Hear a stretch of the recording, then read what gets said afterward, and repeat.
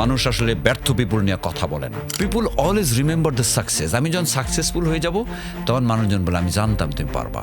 30 বছর আগে যখন রাস্তায় ঘুরতাম আর 60% কালো ছিলাম। যখন আমি মেডিকেল প্রফেশনে শুরু করেছি, এমনও জায়গায় গেছি যে আমাকে চেম্বার থেকে বের করে দিচ্ছে, বলছে যে ভাই আপনার মতো একটা কালো মানুষ আমার চেম্বারে কি করেন, আপনি একটা মেয়ে পাঠান তার সাথে কথা বলি।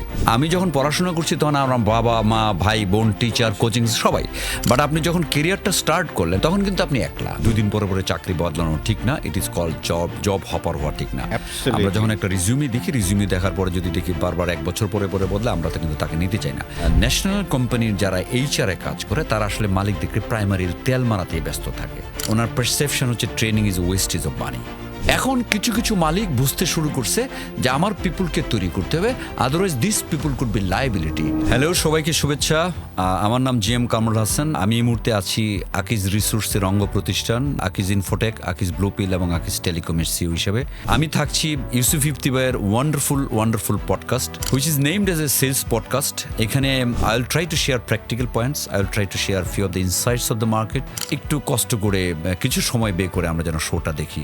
সবার প্রতি আন্তরিক শুভেচ্ছা, and it's going to be something wonderful down the line. Thank you very, very much.